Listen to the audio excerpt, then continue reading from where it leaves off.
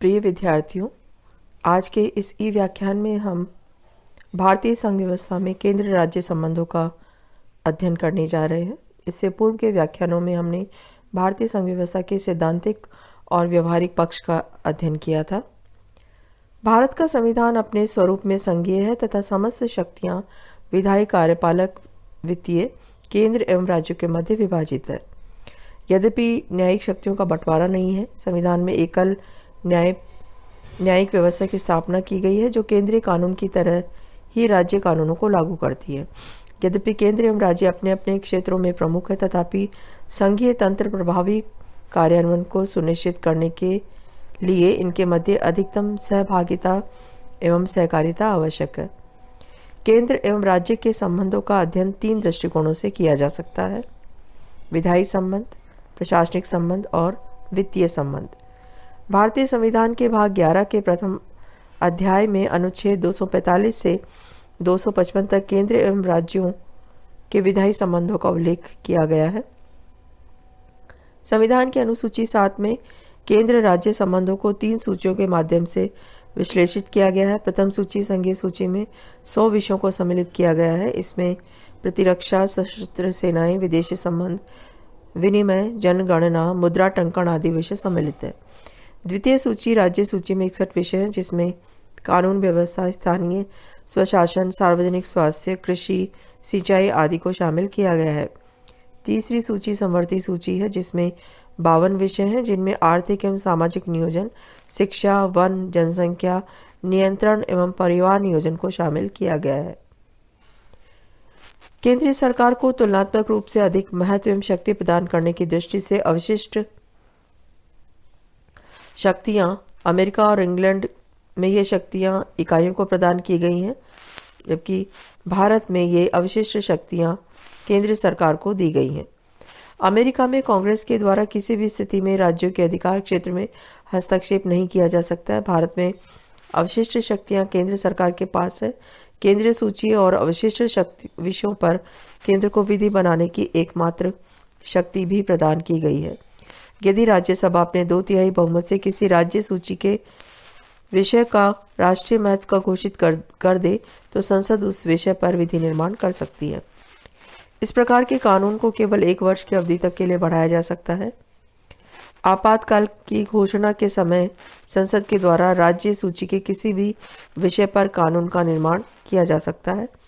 अनुच्छेद 252 के अनुसार स्वयं राज्यों के द्वारा भी संसद को राज्य सूची के किसी विषय पर विधि निर्माण का अधिकार दिया जा सकता है। इसके साथ ही संसद अंतर्राष्ट्रीय समझौतों को प्रभावी बनाने के लिए राज्य सूची के विषय पर विधि निर्माण करने में भी सक्षम है। संवैधानिक तंत्र के विफल होने पर राष्ट्रपति राज्य विधानमंडल के समस्त अधिकार भारतीय संसद को प्रदान कर सकता है। इस प्रकार संविधान के अनुच्छेद 200 के द्वारा राज्य प्रस्तावों के विषय में राष्ट्रपति को निश्चित अधिकार प्रदान किया गया है। संविधान संशोधन प्रक्रिया में भी राज्यों की अपेक्षा केंद्र की स्थिति सर्वोच्च है। तो विधायी संबंधों का जब हम अध्ययन करते हैं केंद्र राज्य संबंधों के संदर्भ में, तो केंद्र का पक्ष ही मजबूत दृष्टिगत होता है। केंद्र राज्य संबंधों का दूसरा पक्ष है प्रशासनिक संबंध। संघीय व्यवस्था की सुदृढ़ता एवं केंद्र राज्य संबंधों में समायोजन, सहयोग, समन्वय एवं सह अस्तित्व की भावना को विकसित करने के लिए संविधान में अनेक प्रावधान किए गए हैं। भारतीय संविधान के 11वें भाग के 2 अध्याय में केंद्र और राज्यों के मध्य प्रशासनिक संबंधों की चर्चा की गई। संविधान के अनुच्छेद 73 के अंतर्गत केंद्र की प्रशासनिक शक्ति उन विषयों तक सीमित है जिन पर संसद के को विधि निर्माण का अधिकार प्रदत्त है। उसी प्रकार संविधान के अनुच्छेद 162 के तहत राज्यों की प्रशासनिक शक्तियां उन विषयों तक सीमित है जिन पर राज्य विधानमंडलों को कानून बनाने का अधिकार प्राप्त है। समवर्ती सूची के विषयों के संदर्भ में प्रशासनिक अधिकार सामान्यतः राज्य में निहित है, परंतु इन विषयों पर राज्य की प्रशासनिक शक्तियों का संघ की ऐसी प्रशासनिक शक्तियों द्वारा सीमित रखा गया है जो या तो संविधान द्वारा या विधि द्वारा प्रदत्त है। भारतीय राज्य व्यवस्था में प्रशासन का महत्व काफी बढ़ गया है। केंद्रीय सरकार को राज्यों के ऊपर नियंत्रण के लिए अनेक अधिकार प्रदान किए गए हैं, लेकिन इनके साथ ही राज्यों को भी स्वायत्तता एवं उत्तरदायित्व के व्यापक क्षेत्र मिला हुआ है। राज्यों के ऊपर संघीय नियंत्रण के कई उदाहरण इस तरह हैं, जैसे केंद्र द्वारा राज्यों को निर्देश देने का अधिकार। केंद्र राज्यों को निर्देश दे सकता है कि उन्हें अपनी कार्यकारिणी शक्ति का प्रयोग किस प्रकार करना चाहिए। राष्ट्रीय एवं सैनिक महत्व के मार्गों एवं पुलों का निर्माण साधारणतः केंद्रीय सरकार ही करती है, लेकिन केंद्र को अधिकार प्राप्त है कि वह इनके निर्माण और उचित रखरखाव के लिए राज्यों को आवश्यक दिशा निर्देश दे सकता है। संविधान के अनुच्छेद 256 के अंतर्गत प्रत्येक राज्य अपने कार्यपालिका शक्ति का प्रयोग इस प्रकार करेगा कि जिससे संसद द्वारा निर्मित विधियों का और राज्य की विधियों का पालन होता रहे तथा संघ की कार्यपालिका शक्ति राज्यों को ऐसे निर्देश देने हेतु सक्षम होगी जो भारत सरकार को उस प्रयोजन के लिए आवश्यक प्रतीत है। प्रशासनिक संबंधों के संदर्भ में राज्यों को निर्देश देने के साथ ही जल विवाद संबंधी प्रावधानों में भी संसद को केंद्र को अधिकार प्राप्त है। संविधान के अनुच्छेद 262 के अंतर्गत संसद को अधिकार प्रदान किया गया है कि यह अंतरराज्यीय नदियों के जल विभाजन से संबंधित उत्पन्न होने वाले विवादों के समाधान हेतु उचित कानूनों का निर्माण करे। संसद किसी भी नदी के या नदी घाटी परियोजना के पानी के प्रयोग, वितरण या नियंत्रण संबंधी विवाद के संबंध में मध्यस्थता की व्यवस्था कर सकती है। संसद सर्वोच्च न्यायालय या किसी अन्य न्यायालय को इस प्रकार के विवादों पर विचार करने से रोक सकती है। भारतीय संविधान के अनुच्छेद 263 के अंतर्गत राष्ट्रपति को अंतर्राज्यीय परिषद की स्थापना का अधिकार प्रदान किया गया है।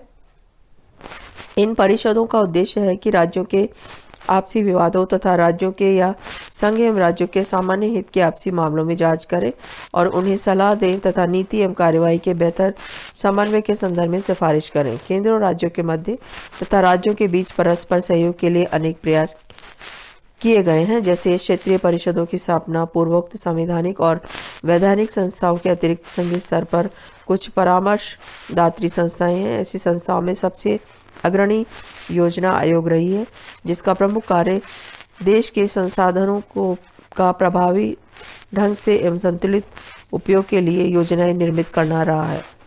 वर्तमान में मोदी सरकार ने योजना आयोग को भंग करके नीति आयोग की स्थापना की है। भारत में केंद्र तथा राज्यों के मध्य एक प्रभावपूर्ण प्रशासनिक दूरी की स्थापना की गई है। साथ ही संघीय व्यवस्था में प्रशासनिक एकरूपता पर भी बल दिया गया है। केंद्र राज्यों के संबंधों के संदर्भ में तीसरा महत्वपूर्ण पक्ष है वित्तीय संबंध। केंद्र तथा राज्यों के मध्य वित्तीय संबंधों के संदर्भ में केंद्रीय प्रधानता वाले भारतीय संघवाद की प्रवृत्ति ही दृष्टिगोचर होती है। यह स्पष्ट रूप से कहा जा सकता है कि वित्तीय दृष्टि से संघीय सरकार अधिक सशक्त है। भारतीय शासन व्यवस्था में केंद्र राज्य वित्तीय संबंध अत्यधिक जटिल स्थिति में है। संविधान में वित्तीय प्रावधानों की दो विशेषताएं वर्णित है। प्रथम, केंद्र तथा राज्यों के मध्य कर निर्धारण की शक्ति का विभाजन किया गया है और द्वितीय, करों से प्राप्त आय का बंटवारा किया जाता है। संघीय सूची के विषयों पर केंद्र सरकार के द्वारा कर लगाया जाता है तथा राज्य सूची के विषयों पर राज्यों को कर लगाने का अधिकार प्राप्त है।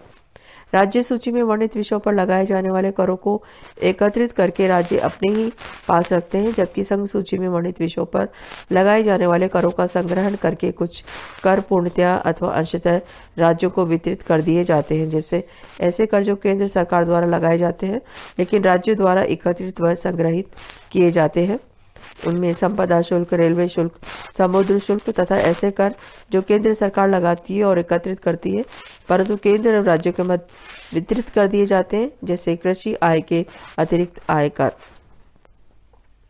तो केंद्र राज्य संबंधों के विवेचन के पश्चात ये स्पष्ट होता है कि भारत में संघीय सरकार को विधायी, प्रशासनिक एवं वित्तीय तीनों क्षेत्रों में सशक्त बनाया गया है।